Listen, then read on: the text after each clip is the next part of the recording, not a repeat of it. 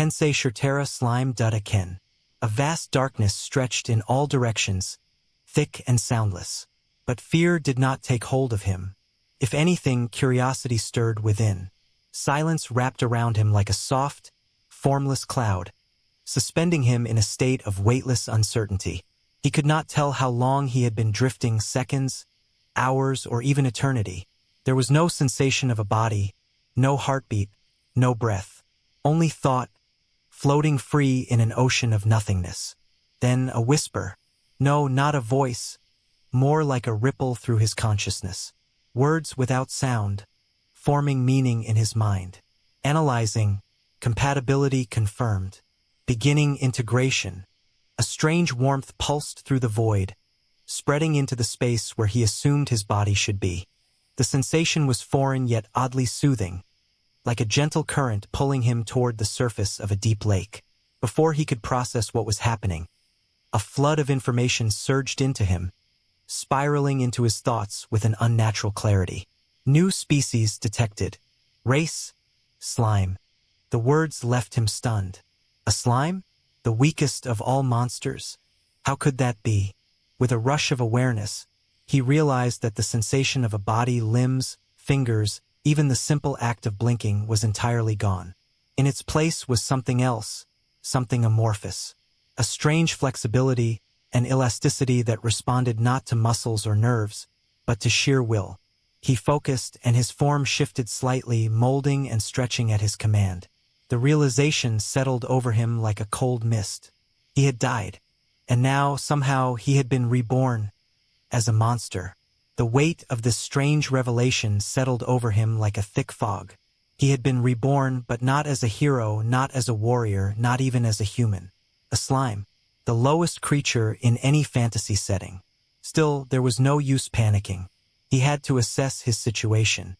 His senses, or what passed for them now, slowly came into focus. Though he had no eyes, he could perceive his surroundings in a strange, instinctual way, as if the very air around him whispered details directly into his mind.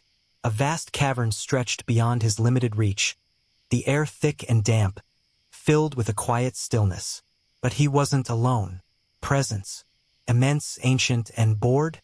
Oh, what an unusual thing. A slime capable of thought. The voice rumbled through the space, not with sound, but with something deeper, more primal. It wasn't just heard. It was felt, reverberating through the cavern like an unshakable truth. And then he saw it, not with eyes but with something beyond sight. A vast form, curled in the shadows, radiating power beyond comprehension. Scales like polished obsidian, massive wings tucked against a body that seemed to eclipse the very cavern itself. A dragon, not just any dragon. I am Veldora, the Storm Dragon, one of the 4 true dragons of this world. A moment of silence stretched between them, heavy with unspoken weight. Storm Dragon? That sounded important. And who are you? That was a good question. He still wasn't sure. He had no name, no identity beyond the remnants of a past life that already felt distant. He wasn't even sure how to answer. Veldora, however, seemed amused rather than impatient. I see. A lost soul reborn as a monster. Ha! This is entertaining. It was then that a strange idea took root in his mind. If he was a nameless monster, did that mean he could be given a name? And if names held power in this world, as they so often did in fantasy stories, then maybe, just maybe, Veldora, how about we make a deal? Asterisk asterisk. Another silence. Then, a deep, thunderous chuckle. A deal, you say? A mere slime, daring to bargain with a true dragon? Ha! Very well, little one. Let's hear it. A single moment, a single choice, and fate would begin to shift. A deal. It was a bold move, maybe even reckless, but what did he have to lose? He was a mere slime, yet here he was, face to face with an ancient dragon. If there was even a chance to gain something from this encounter, he had to take it. Veldora loomed above, his massive form radiating an energy that felt like a living storm, untamed and furious. Yet despite his overwhelming presence, there was no malice, only curiosity. Well, speak, little slime. What kind of deal do you propose? He thought fast. There had to be a way to turn this situation to his advantage. If dragons in this world were anything like the ones in fantasy stories, they valued power, wisdom, and companionship. He took a chance. You're sealed here, aren't you? He asked, choosing his words carefully. That means you're lonely. The cavern fell silent. Veldora's golden eyes narrowed, the light within them flickering like distant lightning. Then, the dragon let out a deep, rumbling laugh that shook the very walls around them. Ha! To think a mere slime would dare pity me. You are either a fool or an interesting creature indeed. Encouraged, he pressed on. I don't know much about this world, but I do know one thing, you're stuck here. And while I might be weak now, I have potential. If you help me get stronger, I can work toward breaking your seal.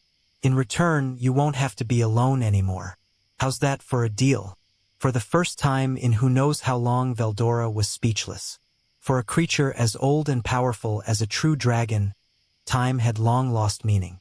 Yet, in the centuries he had been trapped in this magical prison, nothing had changed. Until now. Finally, after what felt like an eternity, Veldora let out a long breath. Very well, little slime. You amuse me. I accept your proposal. A surge of energy passed between them, invisible yet tangible, like the moment before a storm breaks. But before we go any further, you need a name. I shall grant you one.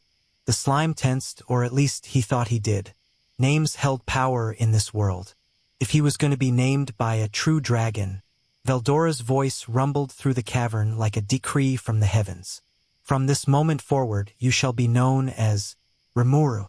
The moment the name was spoken, a brilliant light engulfed him. Energy poured into his core, surging like a tidal wave, rewriting him at the most fundamental level. His body quivered as newfound strength pulsed through his being, reshaping him into something greater. Power. It wasn't just a word. It was a sensation, a force that resonated in the depths of his existence.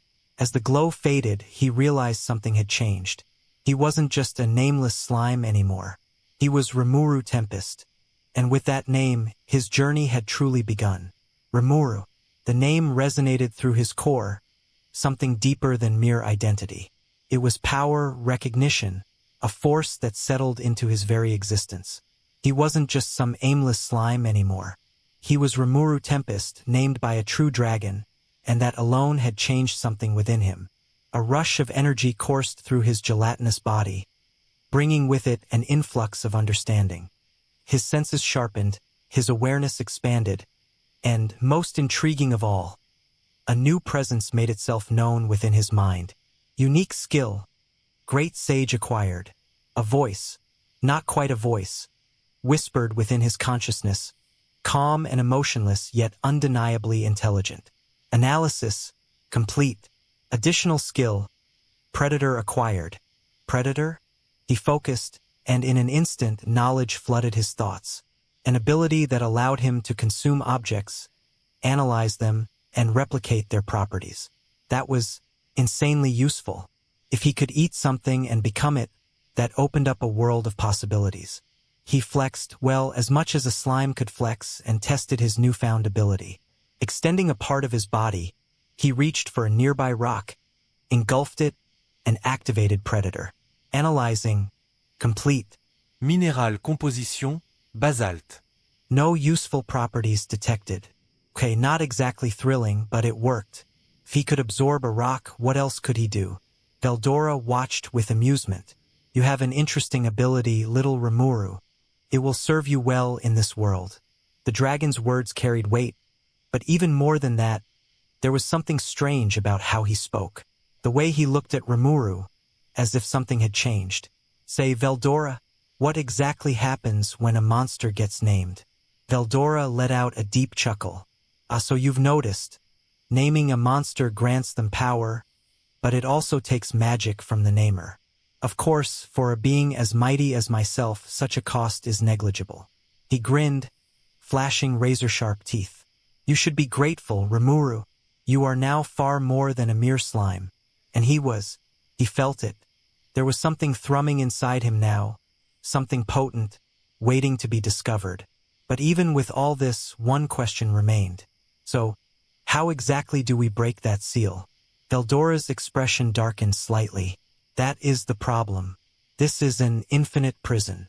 A high-level sealing magic cast by an incredibly powerful being. Cannot be broken through raw force alone. That wasn't exactly reassuring. But Rimuru refused to let the conversation end on a down note. Well, I made a promise. I'll find a way to get you out, no matter how long it takes. The dragon blinked, surprised, then let out a booming laugh. Ha! You are a strange one, Rimuru. Very well. In the meantime, let us form a pact. Pact? That sounded significant. Veldora continued. If you consume me with your skill, I will reside within you, shielded from the effects of the infinite prison. And while I remain inside you, you may continue your search for a way to free me. Wait, eat Veldora? With Predator? Was that even possible? He hesitated. You sure about this? I mean, you're a dragon and all. Of course, it is far preferable to rotting away in this place for eternity. Besides, you will not be destroying me, merely housing me within you. It is an interesting idea, no? It was. In fact, it might be the only viable option. Taking a deep breath, not that he needed to breathe, Rimuru focused his power and extended his body outward. Predator! Activate! A vortex of energy surged through the cavern, pulling Veldora into Rimuru's expanding mass. The process was unlike anything he had experienced before. It wasn't just consuming. It was melding, an overwhelming fusion of knowledge, energy, and existence itself. The moment it was done, silence fell over the cavern. Rimuru sat there, alone now, but far from empty. He could still feel Veldora, a vast presence slumbering within him. The seal hadn't been broken yet, but the first step had been taken. He was no longer just a nameless slime drifting in the darkness. He had a name. He had power. He had a goal. And now, it was time to explore the world beyond this cave. Rimuru moved forward, or at least he thought he did. Navigating as a slime was still something he hadn't fully adjusted to. He had no legs, no arms, and his perspective was oddly low to the ground. But despite that, he moved smoothly, gliding across the stone floor of the cave, feeling the slight shifts in temperature and moisture around him. The cavern stretched on, its tunnels winding unpredictably. If he had still been human, he might have worried about getting lost. But with his magic sense, the darkness didn't matter.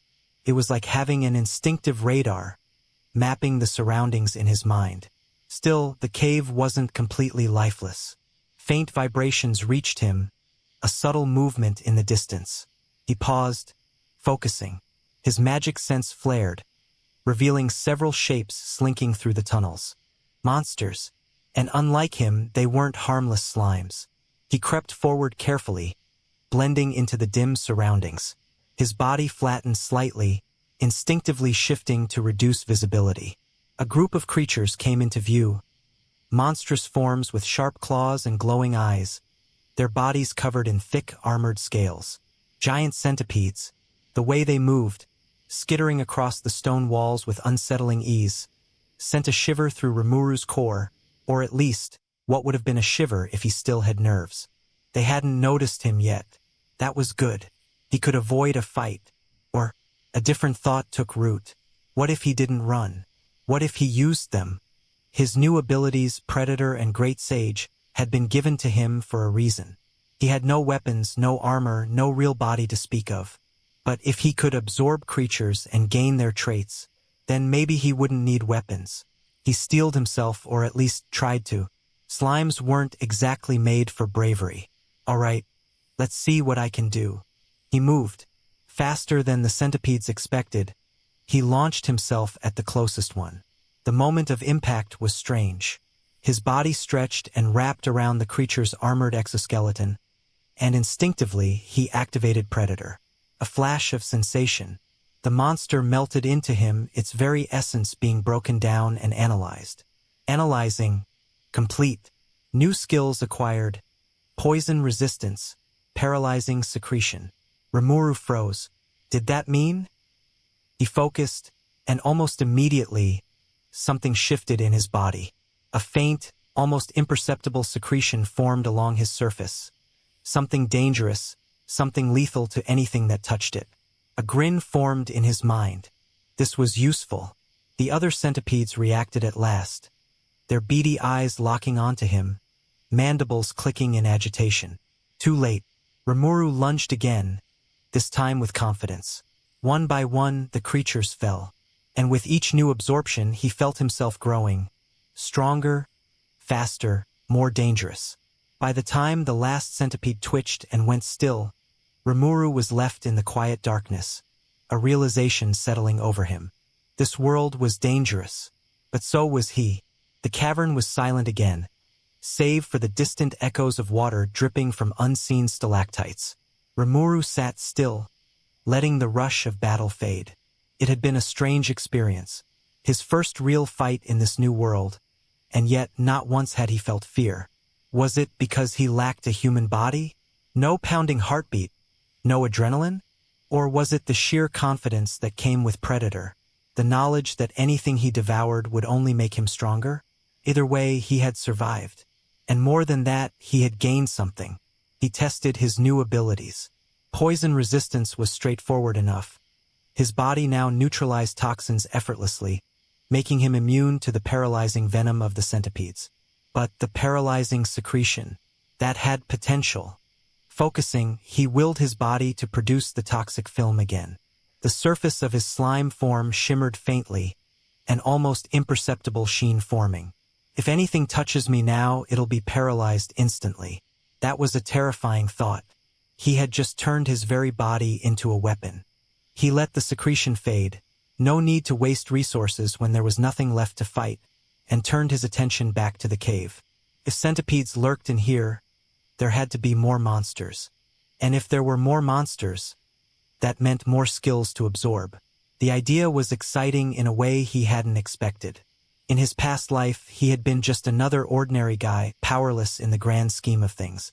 But here, every step forward made him stronger. Every battle was a chance to evolve. He moved forward, bouncing lightly across the cavern floor, his form shifting effortlessly to maneuver through tight spaces.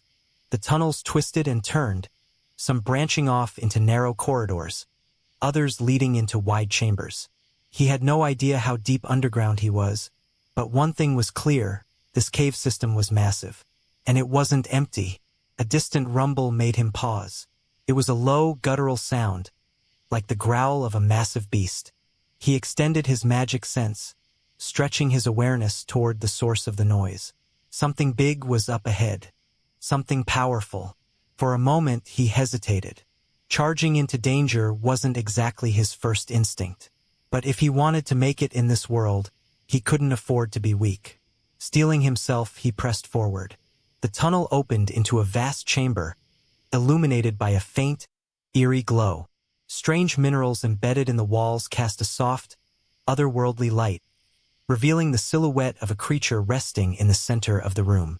A massive, lumbering beast, covered in thick, rocky armor. A direwolf? No, it's something else.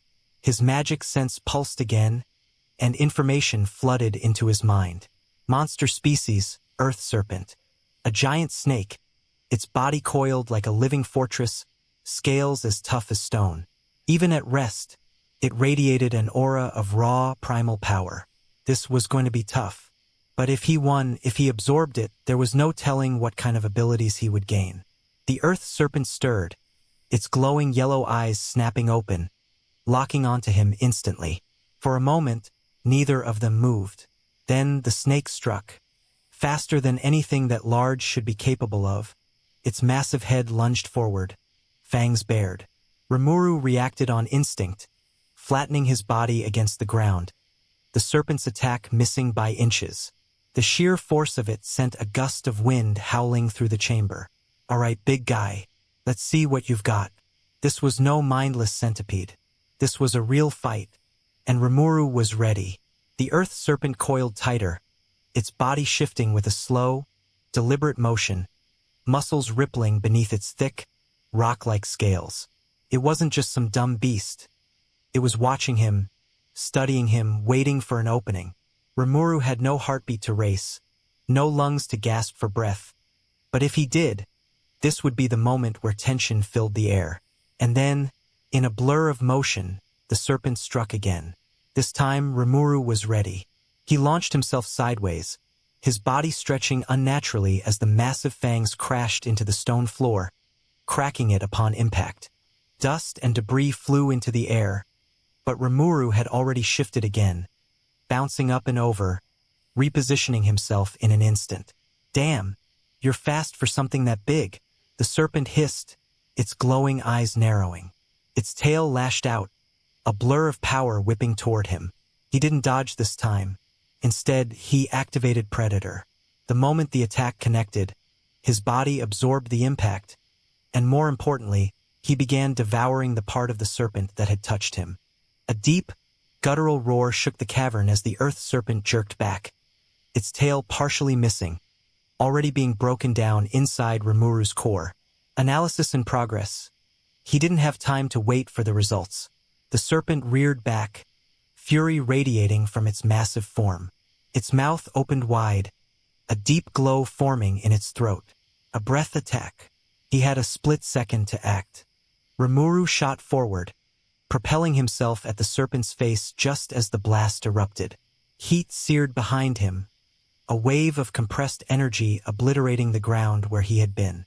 But he was already too close for the monster to fire again. His body expanded, stretching unnaturally as he latched onto the serpent's head. Then he activated paralyzing secretion. The earth serpent spasmed. Its massive body jerked violently, but its movements slowed, then weakened. Analysis complete. New skill acquired. Rock skin. His body hardened instantly, a strange new sensation overtaking him. He could feel his outer membrane shifting, reinforcing itself with a layer of natural armor. This was incredible. The earth serpent struggled weakly, but its fate was sealed. Predator. Full absorption. The last of the beast was devoured, vanishing into Rimuru's form. Silence fell over the cavern once more. For a moment, he simply sat there, digesting, both literally and figuratively, what had just happened. He had won, not just through brute force, but through intelligence, adaptability, and a bit of well-timed absorption. I just took down a monster that huge. It was a realization that settled deep inside him. He wasn't just surviving in this world anymore. He was evolving. The cavern stretched onward, but something felt different now. The air was shifting, lighter, almost fresher. A way out. He moved forward, following the sensation. Minutes passed, maybe hours, before he finally saw it. Light, soft at first, filtering through cracks in the rocky ceiling, then brighter as the tunnel widened into an opening. For the first time since being reborn, Rimuru emerged into the outside world. The sight was breathtaking. A vast forest spread out before him, stretching endlessly into the horizon. Towering trees, their leaves swaying in the breeze. A sky so open and blue it almost overwhelmed him. The sounds of rustling leaves, distant birds, and the hum of unseen creatures filled the air. He had finally left the cave, and his journey was just beginning. The first thing Rimuru noticed about the outside world was just how alive it was. The air smelled clean, fresh, carrying the faint scent of damp earth and greenery. Birds chirped in the distance, their calls echoing through the massive trees that stretched impossibly high, their thick branches forming a natural canopy. A soft breeze rustled the leaves, making the sunlight dance across the forest floor. It was peaceful, and for a moment, Rimuru simply sat there, basking in the warmth of the sun. He had spent who knew how long in that cave, surrounded by nothing but darkness and stone. Now he was free. All right, first things first. Let's figure out where the hell I am. He activated magic sense, stretching his awareness outward.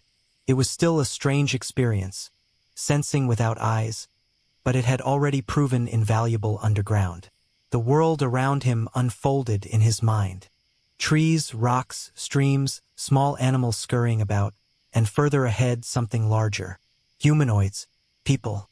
Excitement surged through him, followed quickly by caution. Would they be friendly? Hostile? Would they attack him on sight? He had no idea what the social structure of this world was like. But if fantasy logic applied, monsters, especially slimes, were probably seen as weak nuisances. Except he wasn't weak. Not anymore. Better play it safe. Moving as quietly as possible, he made his way toward the group, staying hidden within the thick underbrush. As he drew closer, the figures came into sharper focus. Not humans. Goblins. A small village of them, scattered wooden huts nestled between the trees. The goblins themselves looked rough. Their clothes were little more than tattered scraps, and their expressions carried a mix of exhaustion and fear. Something wasn't right. Rimuru crept closer, careful not to alert them. That's when he noticed it. The tension in the air, the way the goblins moved in hurried, cautious steps, constantly looking toward the forest's edge as if expecting danger at any moment. Something was hunting them. And not just something, someone. The realization clicked just as a deep, rumbling growl echoed from the trees beyond the village. Rimuru turned his magic sense toward the source. His core went cold. Massive figures moved in the shadows. Muscular, four-legged beasts. Their fur as black as the night sky, their eyes glowing a menacing red. Their bodies radiated an aura of pure aggression, their presence like a storm on the horizon. Direwolves.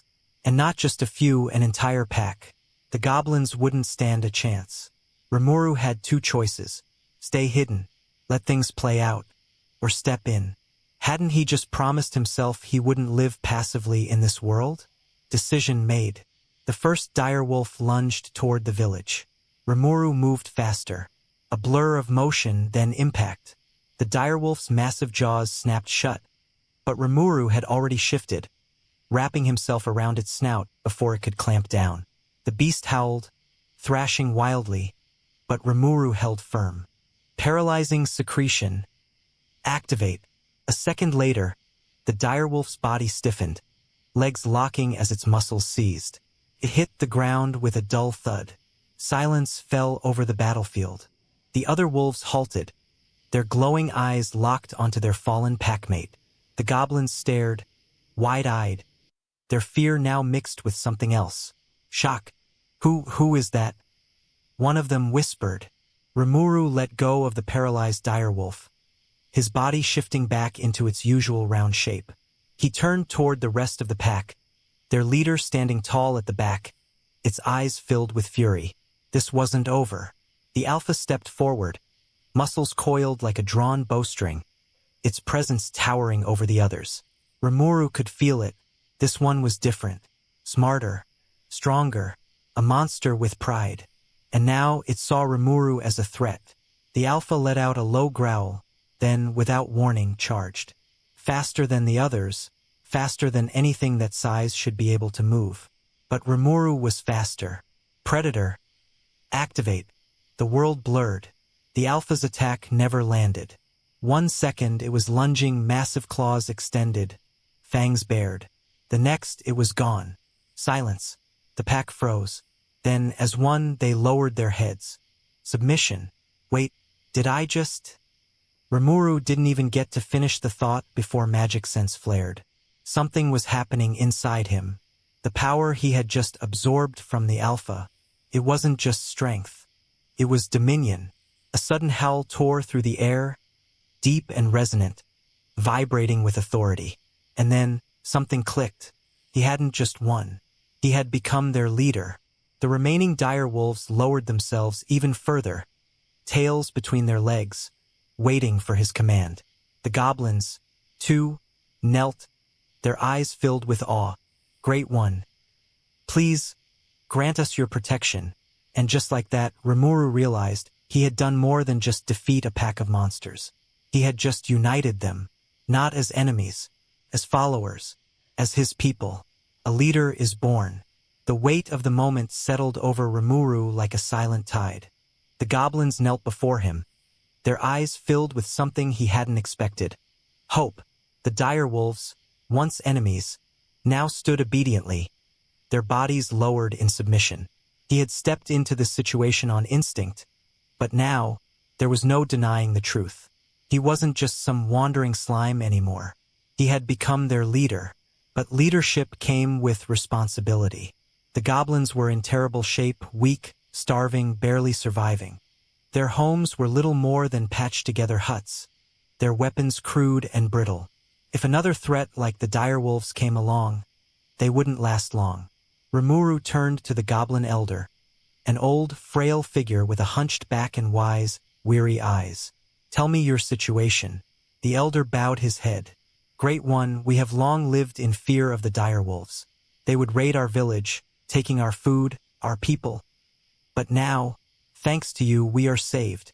Rimuru frowned. Saved wasn't the right word. Killing the direwolves wouldn't have solved anything. The real issue was that the goblins were defenseless. If not wolves, something else would have attacked them eventually. No, the only way to truly protect them was to make them stronger. And now, thanks to Predator, he knew exactly how to do that. He turned to the remaining direwolves, their leader now gone. They still waited for his command, their loyalty absolute. "From now on, you will not hunt the goblins," Rimuru declared. "You will live alongside them, protect them, fight for them. In return, you will have a home, food, and purpose." A deep growl rumbled through the pack, not of defiance, but of acknowledgement. The largest wolf, one that had stood closest to the alpha, stepped forward. Though he still carried the proud, noble bearing of his kind, there was no hostility in his glowing eyes. "Great One, we shall serve you." New subordinate acquired. Ranga. The name appeared in Rimuru's mind the moment he looked at the wolf. A name? Had he just given one without realizing? Before he could process it, a surge of energy swept through Ranga's body. His muscles expanded, his fur became sleeker, his aura pulsed with newfound strength. Wait, did naming him make him evolve? The goblins murmured amongst themselves, excitement growing in their voices. The elder hesitated, then knelt even lower. "Great One, might we also receive names?" Rimuru thought about it. If naming a wolf had this effect, what would happen if he named an entire village? But as soon as the thought crossed his mind, Great Sage interrupted. "Warning. Naming consumes a large amount of the namer's magic. Overuse may cause extended unconsciousness. So there was a cost. But still..." He looked at the hopeful faces of the goblins, their frail bodies standing amidst the ruins of what should have been their home. They had nothing. But if a simple name could change that, if it could give them power, give them purpose, then how could he refuse? One by one, he gave them names. "You shall be Rigord." The old goblin elder's body straightened instantly, muscles filling out, wrinkles fading as power rushed through him.